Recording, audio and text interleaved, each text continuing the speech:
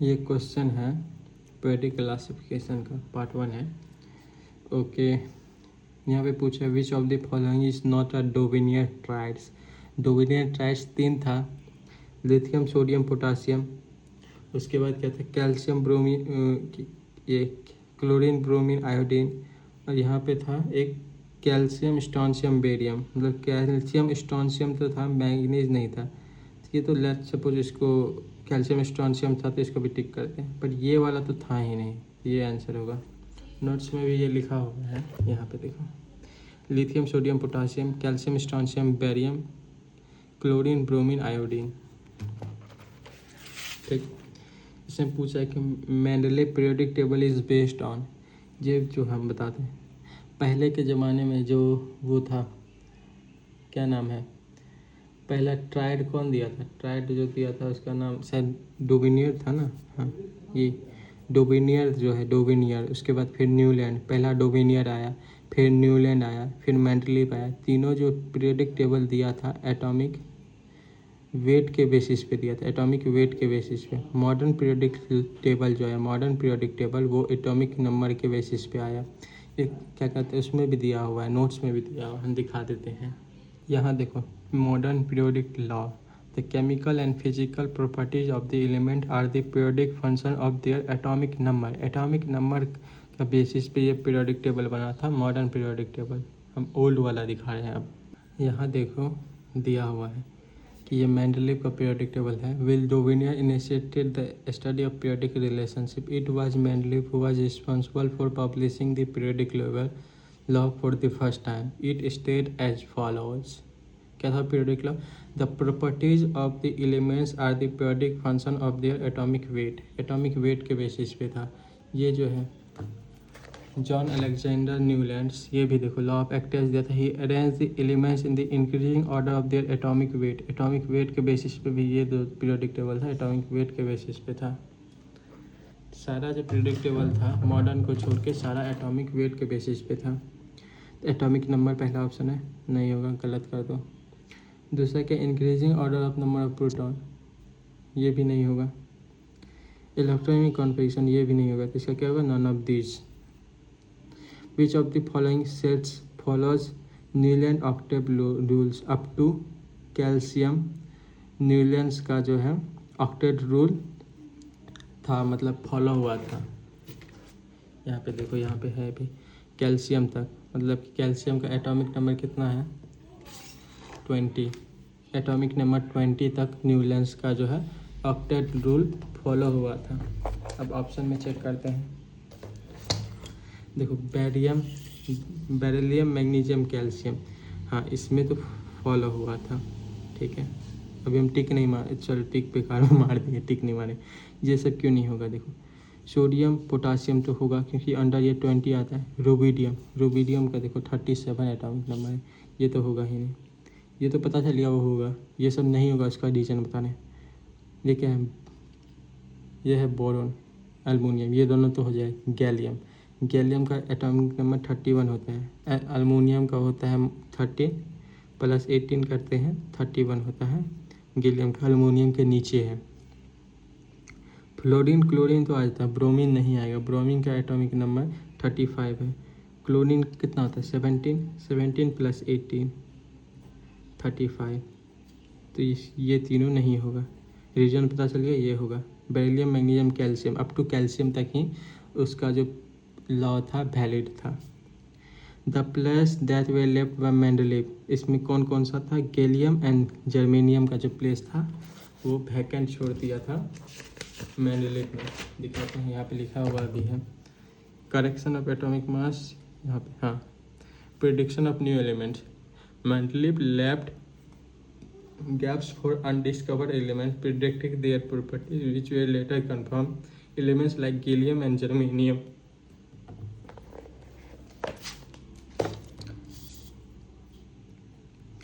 Question number 5. Considering the periodic atomic number position in the periodic level, arrange the following elements in increasing order of metallic characters. ठीक है, क्या? Silicon, beryllium, magnesium, potassium. ठीक है, पहले इसको देखते हैं। ये हो गया। हमको जनरली ये लग रहा है कि ये थर्ड वाला जो है, थर्ड वाला ग्रुप, सॉरी थर्ड वाला पीरियड का एलिमेंट्स है। जैसे सोडियम हो गया थर्ड वाला पीरियड, फिर सोडियम के बाद क्या आता है, magnesium, aluminium, silicon, phosphorus, sulphur, chlorine, argon, यही आता है। ये हाँ देखो, हमको पता है कि इधर से इधर जाते हैं तो डिक्रीज होता है, डिक्रीज होता है। इसमें कौन कौन सा ऐसे डिक्रीज होता है, अब यहाँ पे देखो कौन सा है, सोडियम, सोडियम का तो सबसे ज़्यादा होगा, ठीक है। उसके बाद सोडियम को यहाँ काट दिया सोडियम को। उसके बाद क्या है, मैग्नीशियम, मैग्नीशियम का उसके बाद मैग्नीशियम को काट दिया। उसके बाद कौन सा है, सिलिकॉन है, अल्मोनियम नहीं है इसलिए सिलिकॉन है। फिर फास्फोरस भी है, फास्फोरस, फास्फोरस को भी काट दिया। अब क्या बचा, बेरिलियम, बेरिलियम तो इसमें आता ही नहीं है। बेरिलियम का एटॉमिक नंबर क्या होता है, 4 होता है। 4 में क्या होगा, lithium, beryllium, boron, carbon, nitrogen, oxygen, fluorine, neon. ये वाला लिख देते हैं, sodium, magnesium, aluminium, silicon, phosphorus, sulphur, chlorine, argon, यही होता है। ऊपर में यहाँ हाइड्रोजन, हीलियम होता है। ये एटॉमिक टेबल मतलब ये हम अप टू 18 बना दिए, ठीक। अब देखो सारा तो हो गया। यहाँ पे कन्फ्यूजन किस में, बेरिलियम में, यहाँ बेरिलियम है और यहाँ पे मैग्नीशियम है, ठीक। ये दोनों में ज़्यादा किसका एटॉमिक नंबर होगा, मतलब कि वो होगा मेटालिक कैरेक्टर। हमको पता है डाउन द ग्रुप आते हैं तो मेटालिक कैरेक्टर बढ़ता है। ऑब्वियसली मैग्नीशियम का जो एटॉमिक मतलब कि मेटालिक कैरेक्टर होगा बेरिलियम से ज़्यादा होगा। तो क्या हो जाएगा, सोडियम का सबसे ज़्यादा, फिर मैग्नीशियम, फिर बेरिलियम। ये सिलिकॉन सबका तो कम होगा ही, क्योंकि ये तो पी ब्लॉक में आता है। पी ब्लॉक में जनरली नॉन मेटल्स ही होता है, सिलिकॉन, फास्फोरस। ये देखो ये कहाँ पे है, ये हम डिक्रीजिंग में लिखे हैं। यहाँ पे देख लो सोडियम है, यहाँ पे देखो सबसे ज़्यादा सोडियम। यहाँ पे देखो एलिमिनेशन मेथड हम भी यूज कर सकते थे पर किए नहीं, अगले क्वेश्चन में ज़रूर करेंगे। सबसे ज़्यादा सोडियम का होता है, सोडियम का होता तो ये दोनों ऑप्शन तो हट ही जाएगा, हट गया, ऑप्शन हट गया। ये दोनों देखो सोडियम के बाद मैग्नीशियम, मैग्नीशियम के बेरिलियम। फिर अब ये देखो सबसे कम किसका है, फास्फोरस का है, 3 नंबर आंसर हो जाएगा। अब ये क्वेश्चन देखते हैं, विच of the following will have smallest and largest size, species will have smallest and largest size. यहाँ पे magnesium, aluminium, magnesium, aluminium 3+, aluminium, magnesium 2+, aluminium 3+, magnesium, ठीक है। अल्मोनियम, मैग्नीशियम, हम ये सब क्वेश्चन पहले बना चुके हैं इसलिए इतना जल्दी बन रहा है। पहली बार मेरा बैंड बज गया था बनाने में। अल्मोनियम का एटॉमिक नंबर कितना होता है, 13, 283। मैग्नीशियम का क्या आता है, 282। तो ऑब्वियसली इस दोनों में कौन बड़ा है, मैग्नीशियम बड़ा है। हमको पता है इसका 12 है, इसका 13 है एटॉमिक नंबर। जैसे जैसे एटॉमिक नंबर बढ़ता है तो साइज कम होते जाता है, ठीक। तो मैग्नीशियम बड़ा है as compare to aluminium. Magnesium बड़ा है तो लार्जेस्ट कौन सा हो गया, मैग्नीशियम। अल्मोनियम तो होगा ही नहीं। ये दोनों में देखो लार्जेस्ट कौन सा, अल्मोनियम है, अल्मोनियम, अल्मोनियम 3+। ये दोनों तो होगा ही नहीं, ये ऑप्शन से हट गया, ऑब्वियसली हट गया। लार्जेस्ट में पता का चल गया कौन सा है, मैग्नीशियम। अब ये दोनों में से कोई एक होगा आंसर, ठीक है। अब स्मॉलेस्ट पूछा है, और स्मॉलेस्ट में ऑप्शन में क्या है, Al और Al3+। Al होगी ये तुम्हारा, इसका हम यहाँ डायग्राम बनाते हैं। 1 ऑर्बिट, 2 ऑर्बिट, 3 ऑर्बिट, तीसरा ऑर्बिट में 3 इलेक्ट्रॉन है, ठीक है। Al3+, इसका क्या हो गया, 2, 8। इसमें 2 ही ऑर्बिट है, ऑब्वियसली Al से छोटा होगा Al3+, ना, इसमें 2 ही ऑर्बिट है ना, तो 2 ही ऑर्बिट है। 3 इलेक्ट्रॉन हम निकाल लिए, 3 इलेक्ट्रॉन निकाल दिए, तो स्मॉलेस्ट कौन सा हो गया, Al3+। Al3+ स्मॉलेस्ट हो गया, 2 नंबर आंसर हो गया, ये भी नहीं होगा। 7th नंबर क्वेश्चन देखते हैं, विच of the following will have most negative electron gain enthalpy which has the least. इसमें पता है कि मोस्ट में एक ही ऑप्शन होगा, कौन होता है मोस्ट इलेक्ट्रॉन गेन एंथैल्पी में, क्लोरीन। क्लोरीन सबका बाप है। तो देखो फ्लोरीन है, ये हटा दो मोस्ट नेगेटिव में, इसमें सल्फर है, इसमें हटा दो। अब बच गया क्या, क्लोरीन, क्लोरीन, ठीक। इसमें है phosphorus and fluorine, list negative है। लिस्ट नेगेटिव में क्या होगा, एमॉन्ग दीज है, इसमें फ्लोरीन तो मोस्ट नेगेटिव है, ठीक। फ्लोरीन को जब हटाते हैं सॉरी फ्लोरीन नहीं, क्लोरीन। क्लोरीन है मतलब कि मोस्ट निगेटिव, ठीक है। फ्लोरीन को जब हटाते हैं, क्लोरीन को सेलेक्ट किए तो ये दोनों ऑप्शन हट गया। तो अब लीस्ट निगेटिव में कौन सा ऑप्शन बचा है? फ्लोरीन और फास्फोरस। तो ये दोनों में कम निगेटिव कौन है? Least negative. मतलब लीस्ट निगेटिव क्या हुआ? इसका मतलब क्या होता है? लीस्ट निगेटिव का क्या मतलब हुआ? More positive, more positive.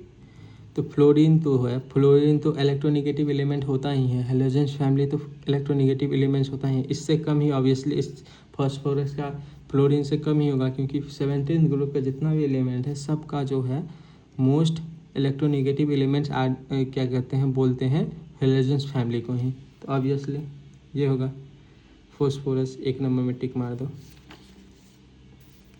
उसके बाद यहाँ पे हम 114 एटॉमिक नंबर है, कौन सा पीरियड कौन सा इसमें होगा? इसके लिए ट्रिक है कि अप टू 118 तक में क्या करना होता है।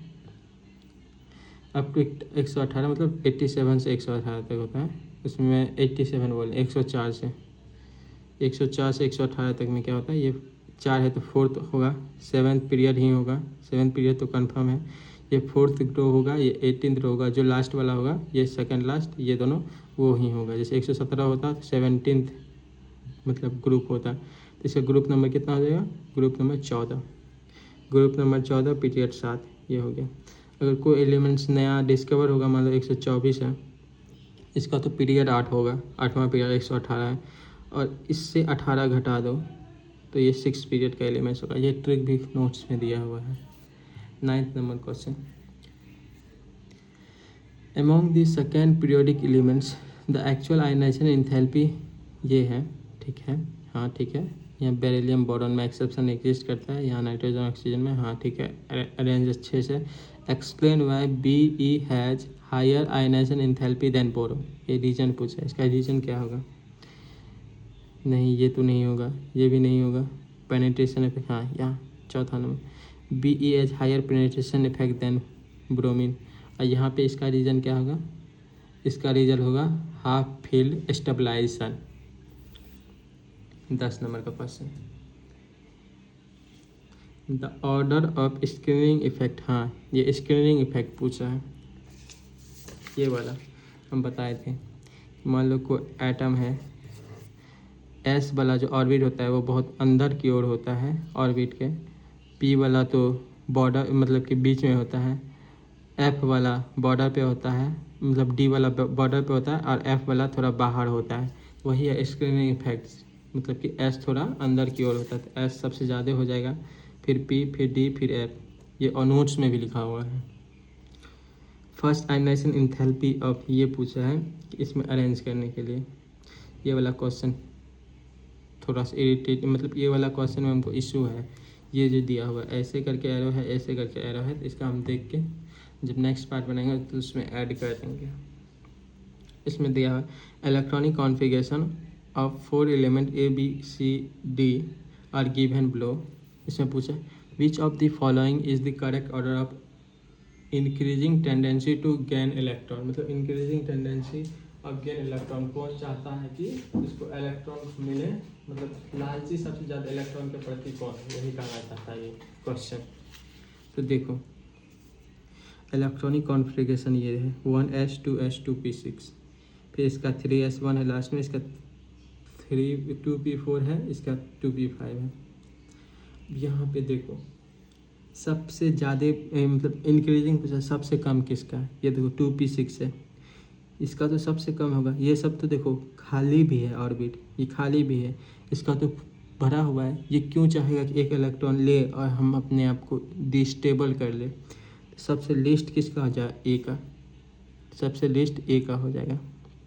इससे ये दोनों ऑप्शन एलिमिनेट हो जाता है, ऑब्वियसली एलिमिनेट हो गया। ठीक, सबसे ज़्यादा किसका है? सबसे ज़्यादा होगा, देखो ये एक इलेक्ट्रॉन लेगा तो 2p5 होगा, ये एक इलेक्ट्रॉन लेगा 3s2 होगा, ये एक इलेक्ट्रॉन लेगा 2p6 होगा। ठीक, सबसे ज़्यादा इसका होगा, ये देखो 3s1 है, 3s1 हाफ फील्ड है, ये तो थोड़ा स्टेबल भी है, ये तो प्योरली अनस्टेबल है। इसको तो जितना जल्दी एक इलेक्ट्रॉन मिले वो इलेक्ट्रॉन लेके फट से स्टेबिलिटी प्राप्त कर लेगा। ये 3s1 है, तो ये मान लो कि नहीं भी लेगा तब भी अभी थोड़ा थोड़ा स्टेबल है, क्योंकि ये हाफ फिल है, s में 2 होता है तो ये हाफ फिल है, ठीक है। तो सबसे ज़्यादा कौन सा हो गया, डी नंबर, ये डी नंबर इसमें भी है, डी नंबर इसमें भी है।